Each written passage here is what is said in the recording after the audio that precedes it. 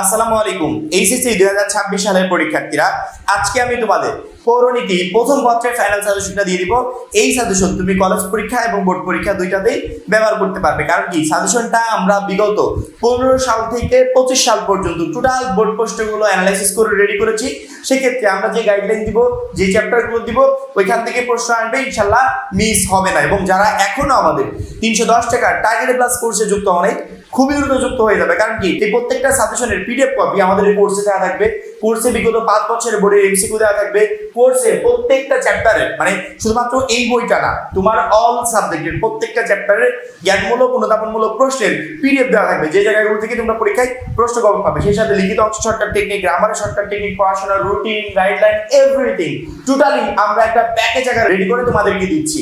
যেই প্যাকেজের মূল্য মাত্র 310 টাকা, যেখানে আজকে তুমি যুক্ত হলে ফাইনাল পরীক্ষা পর্যন্ত তোমাকে আর পেমেন্ট করতে হবে না, তুমি টোটালি কন্টিনিউ করতে পারবে। যারা এখনো কোর্সে যুক্ত হয়, উপরে যে নাম্বারটা দেওয়া আছে এই নাম্বারে 310 টাকা সেন্ড মানি করে এই নাম্বারেই হোয়াটসঅ্যাপে আমাকে জানাবে বা সেন্ড মানি করেছি। সাথে সাথে তোমাকে গ্রুপে যুক্ত করে নিব, তখন থেকে তোমার ক্লাস প্রস্তুতি শুরু হয়ে যাবে। আজকে আমরা পৌরনীতি সুশাসন প্রথম পত্রের সাজেশনটা দিয়ে দিব। পৌরনীতি সুশাসনে তুমি দেখতে পাচ্ছ 10টা চ্যাপ্টার আছে। 10টা চ্যাপ্টার পড়ে আমাদের কয়টা প্রশ্নের অ্যান্সার করতে হবে? 7টা। সৃজনশীলের নাম্বার কত? 70। বহু নির্বাচনীতে 30। 7টা প্রশ্নের অ্যান্সার যেহেতু আমাকে করতে হবে, এবং আমার 11টা প্রশ্ন আসবে কয়টা অধ্যায় থেকে? 10টা অধ্যায় থেকে। সেক্ষেত্রে কোনো একটা অধ্যায় থেকে 2টা প্রশ্ন হতে পারে, কোনো 2টা অধ্যায় থেকে 2টা করে প্রশ্ন হতে পারে, কোনো অধ্যায় স্কিপ হতে পারে, আর প্রায়গুলো অধ্যায় থেকে মিনিমাম একটা করে প্রশ্ন তুমি পাবে। সেক্ষেত্রে আমি যদি হিসাব করি, আমি প্রত্যেকটা সাজেশনে বলি যে সামনে যতটুকু সময় আছে, এই নতুন যে এডুকেশন সিস্টেমটা চলে আসছে, পরীক্ষার সিস্টেম, এই সিস্টেমের সাথে খাপ খাওয়াতে গেলে সামনের এই সময়টুকু যথেষ্ট না পরীক্ষার জন্য বেস্ট একটা প্রিপারেশন দেওয়া, তারপরে আমাদের নিতে হবে। এখন আমি যদি আমার পুরো সিলেবাস সকল সাবজেক্টে কমপ্লিট করে পরীক্ষার হলে যেতে চাই, সেক্ষেত্রে আমার মনে হয় না যে কোনো চ্যাপ্টারই ভালোভাবে কমপ্লিট করতে পারবো। সেক্ষেত্রে আমাকে কি করতে হবে? প্রথমে আমার যে পুরো সিলেবাসটা আছে এটাকে শর্ট করে দিতে হবে। যখনই শর্ট করতে পারবো, তখনই শর্ট টাইমে আমি একটা বেস্ট প্রিপারেশন নিতে পারবো। এবং এই শর্ট করে দেওয়ার কাজটাই আমি করছি। সেই শর্ট থেকে কি পড়বে, কোনগুলো পড়লে পরীক্ষায় কমন আসবে, সেই কাজটাই মূলত আমি প্রত্যেকটা চ্যাপ্টারে বা প্রত্যেকটা সাবজেক্টের সাজেশনের সময় তোমাদেরকে করে দিচ্ছি। 1 নম্বর অধ্যায় পৌরনীতি ও সুশাসন, ইম্পর্টেন্ট অধ্যায়, এই অধ্যায়টা পড়ে যাবে। এই অধ্যায়টা খুবই গুরুত্বপূর্ণ। 2 নম্বর অধ্যায় সুশাসন, একটু লেস ইম্পর্টেন্ট, এটাকে আমি মার্কিং করছি না। 3 নম্বর অধ্যায় মূল্যবোধ, আইন, স্বাধীনতা ও সাম্য, গুরুত্বপূর্ণ একটা অধ্যায়। 4 নম্বর ই গভর্নেন্স ও সুশাসন, অবশ্যই গুরুত্বপূর্ণ অধ্যায়। অর্থাৎ যেগুলোকে গুরুত্বপূর্ণ বলছি, এই অধ্যায়গুলো থেকে তুমি পরীক্ষায় প্রশ্ন মাস্ট বি কমন পাবে। 5 নম্বর নাগরিক অধিকার, কর্তব্য এবং মানবাধিকার, অবশ্যই গুরুত্বপূর্ণ একটা অধ্যায়, এই অধ্যায়টা কমপ্লিট করে যাবে। 6 নম্বর রাজনৈতিক দল, নেতৃত্ব, সুশাসন, আমরা 2টা প্রশ্ন কমন পাবো এরকম একটা নিশ্চয়তা আছে না?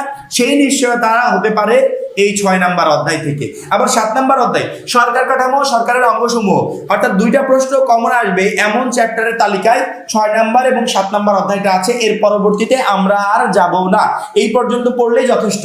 আমি প্যাটার্নটা সুন্দর করে রেডি করে দিই।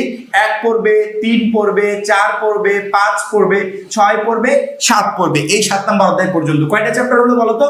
1 2 3 4 5 6। এই 6টা চ্যাপ্টার থেকে মিনিমাম 7টা প্রশ্ন তুমি ইজিলি কমন পেয়ে যাবে এই 6টা চ্যাপ্টার থেকে। এই 6টা চ্যাপ্টার পড়লে 10টা চ্যাপ্টারের ভিতর এই 6টা পড়লে এখান থেকে 7টা প্রশ্ন তুমি ইজিলি কমন পেয়ে যাবে। আমরা বিগত কয়েক বছরের শুধুমাত্র 22 থেকে 25 এরকম না, আমরা বিগত 15 থেকে 25 পর্যন্ত টোটালি অ্যানালাইসিস করেছি। অনেকগুলো চ্যাপ্টার থেকে প্রায় প্রত্যেকটা বছর প্রশ্ন হয়, অনেকগুলো চ্যাপ্টার থেকে 1 বছরে 2টা প্রশ্ন হয়, 1 বছরে 1টা প্রশ্ন হয়, অনেকগুলো চ্যাপ্টার থেকে তেমন একটা প্রশ্নই আসে না। এই টোটাল বিষয়গুলো অ্যানালাইসিস করে তার পরবর্তীতে আমাদের কাছে মনে হয়েছে এই চ্যাপ্টারগুলো আমাদের পৌরনীতি প্রথম পত্রের সব থেকে গুরুত্বপূর্ণ চ্যাপ্টার, যেগুলো থেকে প্রশ্ন আসবে এবং 2টা প্রশ্ন আসার সম্ভাবনা আছে। যে চ্যাপ্টারগুলো, সেই চ্যাপ্টারগুলো এখান থেকে ইনক্লুড আছে 6 এবং 7 এর ভিতর যে কোনো একটা অধ্যায় থেকে। সেক্ষেত্রে আমি যদি এই 6টা চ্যাপ্টার পড়ি, তাহলে 7 সেট প্রশ্ন ইজিলি কমন পেয়ে যাব। এর অতিরিক্ত আমাকে আর পড়তে হবে না। 10টা চ্যাপ্টার পড়তে গেলে আমি সামনের এই শর্ট টাইমে কখনো শেষ করতে পারবো না। আমার সাবজেক্ট কিন্তু একটা না, আরো অনেকগুলো আছে। সেক্ষেত্রে আমরা শুধুমাত্র শর্ট টাইম দিব শর্ট চ্যাপ্টারের পিছনে, যাতে আমি অল্প সময় বেস্ট একটা প্রিপারেশন নিতে পারি। এখন 7টা চ্যাপ্টার তো দিয়ে দিলাম।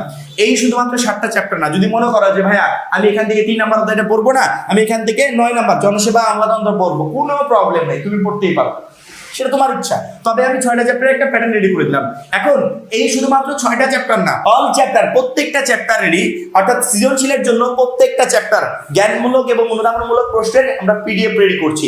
যেই পিডিএফ গুলো আমি যে 310 টাকার কোর্সে তোমাকে যুক্ত হতে বলেছি সেইখানে দেওয়া থাকবে। শুধুমাত্র এই সাবজেক্ট না, তোমার অল সাবজেক্টের পিডিএফ দেওয়া থাকবে।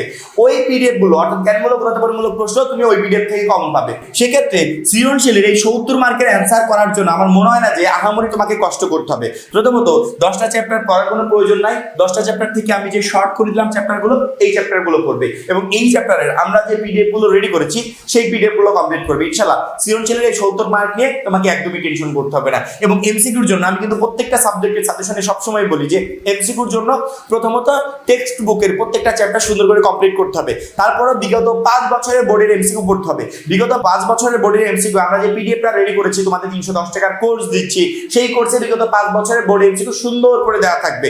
সেইগুলো তুমি নিবে, প্লাস প্রত্যেকটা চ্যাপ্টার থেকে এমসিকিউ আসবে। এই যেমন ধরো 10 নম্বর অধ্যায়টা আমি এখানে দিই নাই, এমনটা না যে 10 নম্বর অধ্যায় থেকে এমসিকিউ আসবে না। তোমার প্রত্যেকটা চ্যাপ্টার থেকে এমসিকিউ আসার সম্ভাবনা আছে। মূল বই থেকে, টেক্সট বুক থেকে, যে রাইটারের বা লেখকের বইটাই পড়ছো না কেন, সেটা লেকচার হতে পারে, সেটা অক্ষরপত্র হতে পারে, ওইটা কোনো ম্যাটার করে না। তোমার কাছে যেই বইটা আছে সেই বইয়ের প্রত্যেকটা চ্যাপ্টার এমসিকিউর জন্য আগে সুন্দর করে কমপ্লিট করবে। কমপ্লিট করার পরবর্তীতে আমাদের পিডিএফ কোর্সে যে বিগত 5 বছরের বোর্ডের এমসিকিউ দেওয়া থাকবে উত্তর সহ, সেগুলো তোমাকে কমপ্লিট করতে হবে।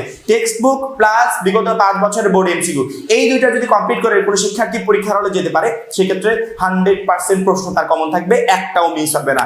এমসিকিউর জন্য কিভাবে পড়তে হবে, তারপরে আমরা আছি পরীক্ষার আগ পর্যন্ত তোমাদেরকে কিভাবে আরো ইজি গাইডলাইন দেওয়া যায়, প্রত্যেকটা সাবজেক্ট তোমাদের কাছে কিভাবে সহজ করে তোলা যায়, তার জন্য যা করার দরকার সবকিছু ইনশাআল্লাহ করা হবে। সেক্ষেত্রে আমার মনে হয় না যে বহু নির্বাচনী নিয়ে কোনো প্রবলেম তোমাকে পড়তে হবে।